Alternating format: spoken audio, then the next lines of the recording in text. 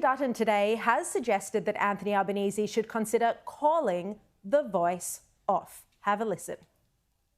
Frankly, I think the Prime Minister's at a point where if he realises that the Voice is going down, and that's what all of the polling's indicating at the moment, then he should make a decision that's in our country's best interest and say, look, I'm going to call it off because it's just going to divide the country down the middle. It's not going to achieve the outcome that we're talking about. Once again, the Voice was a huge talking point in Parliament today. Order. The referendum is about two things. It's about recognition and it's about listening. It's about making a practical difference. And I simply will not engage in the style of politics that we're seeing today. All right, let's bring in my panel this evening, Sky News host Cory Bernardi and Queensland National Senator Matt Canavan. Welcome to you both. Look, this week has been the worst for the government when it comes to the Voice.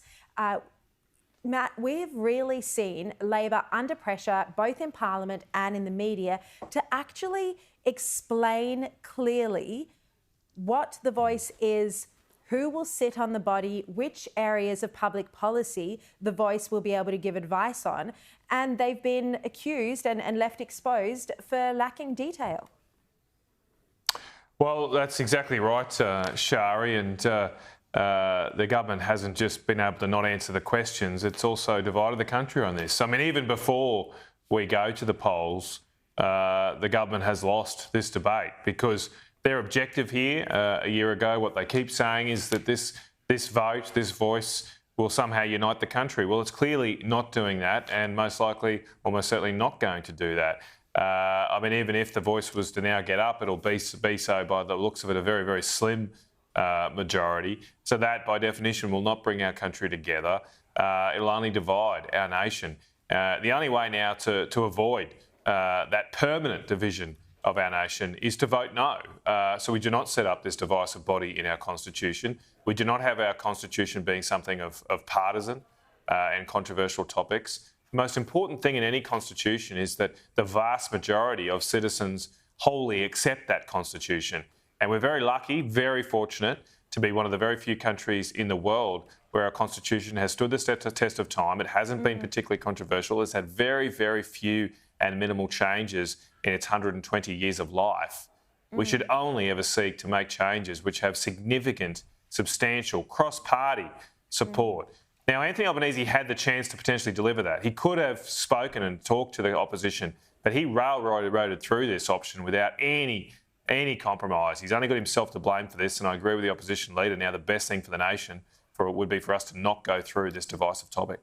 It's such a pity because had Albanese chosen just to have Indigenous recognition in the Constitution, and while that is a constitutional change, that is something that surveys indicate the majority of Australians would have got behind. It would have been something like the same-sex marriage plebiscite. You'd have something like a 90+% of people voting to recognise Indigenous people in the Constitution. But adding the Voice to Parliament, when Labor hasn't been able to provide detail, is where they have come unstuck. And Cory, you have to worry, this isn't just the No campaign that we've seen accusing the Prime Minister and Linda Burney of not having detail, but this is left-leaning media outlets like The Project this week who've really got stuck into the PM. Well, this is part of the problem, Shari, is a lot of the questions the No campaign have been asking are now being asked by the Yes campaign. We saw that on The Project with the left-leaning, but also on my show a couple of weeks ago, I had Chris Kenny on, who's a fierce advocate for the Yes campaign. He made a couple of statements which have now been contradicted by the minister themselves. It's meant to be a consultative body, but we've got Linda Burney saying they can make a contribution on anything that's relevant to them. Malcolm Turnbull today has come out on Twitter and said basically the Voice, if it gets up, can contribute to any part of public policy at all. And then when you add the framework of the Prime Minister very early in the piece where he said it would be a very brave government that ignores the opinion of the Voice, you've got a de facto policy-making body because everyone's going to be too scared to go against it for fear of being called racist. This is the most divisive this is the most racist proposal we've ever seen, and they are desperately trying to mop it up to sandbag some sort of idea that it's about recognition. It's not. We've got an embarrassing minister. I watched Question Time yesterday. And also to be part of the Prime Minister's own legacy, I think is a big part of it as well.